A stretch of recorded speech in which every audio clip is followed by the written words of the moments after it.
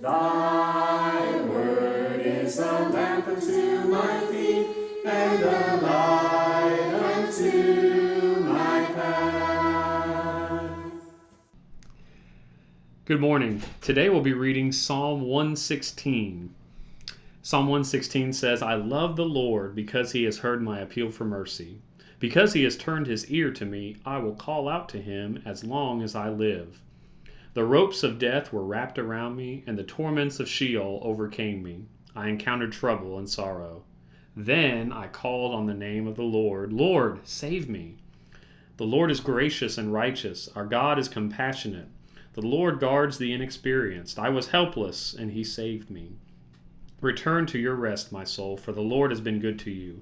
For you, Lord, rescued me from death. My eyes were from tears, my feet from stumbling. I will walk before the Lord in the land of the living. I believed, even when I said, I am severely oppressed. In my alarm, I said, everyone is a liar. How can I repay the Lord for all the good he has done for me? I will take the cup of salvation and call on the name of the Lord.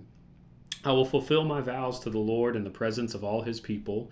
The death of his faithful ones is valuable to the Lord's sight.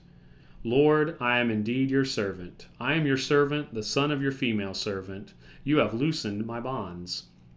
I will offer you a sacrifice of thanksgiving and call on the name of the Lord. I will fulfill my vows to the Lord in the presence of all his people, in the courts of the Lord's house within you, Jerusalem. Hallelujah. If you go back and read through, you'll notice there's a repeated phrase throughout this psalm. It's talking about calling on the name of the Lord, and then there's a lot of language that talks about saving and salvation, and specifically in verse 4, I called on the name of the Lord, Lord save me. That short phrase, Lord save me, reminded me of Matthew chapter 14.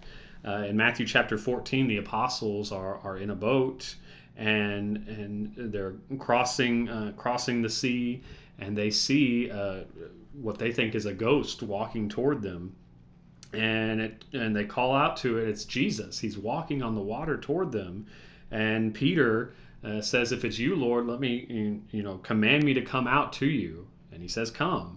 And Peter climbs out of the boat and starts walking on the water, just as the Lord was.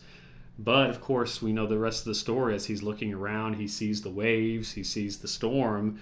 He starts to be afraid, and he begins to sink. And he says this same phrase, "Lord, save me." He calls out to Jesus, "Lord, save me." And in verse 31 of chapter 14, immediately Jesus reached out his hand, caught hold of him, and said to him, "You of little faith, why did you doubt?" That is just a small single story, but that is really the story of salvation. The entire Bible. We are in need of salvation. We are helpless. We are close to death. Our eyes have tears. Our feet are stumbling in verse 8. The ropes of death are wrapped around us in verse 3. The torments of Sheol overcame me. We are in a dire and a deadly situation when it comes to our spiritual lives and sin in this world. And there is only one thing that we can do. It is to call on the name of the Lord. And just as verse 4 says, we say, "Lord, save me."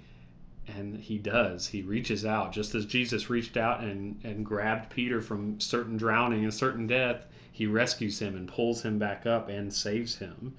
And that is what we do when we are baptized.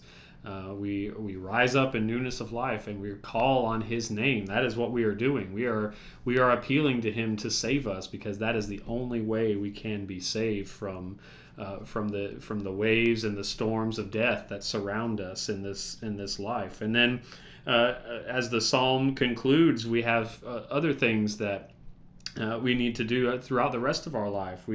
How can we repay? Well, what will we do? We will fulfill our vows to the Lord in verse 14. We will be his servants in verse 16. We will offer sacrifice and thanksgiving. We will fulfill our vows in verse 18 in the presence of all his people. We will continue. If the Lord saves us, then then we have made a promise to serve and obey the Lord for the rest of our lives. So that is in this one psalm we have the entire picture of the gospel and of salvation, which is so beautiful. And even going back to verse 1, why do we love the Lord? Because He has heard.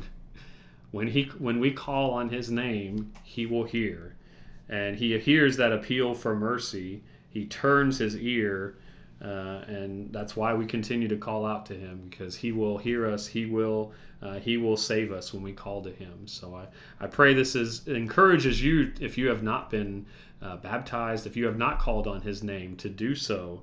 And have Him save you, and then continue to keep your vows to Him, to continue to offer that sacrifice of thanksgiving the rest of your life. Hope this encourages you today, and I hope you have a wonderful day. Thank you.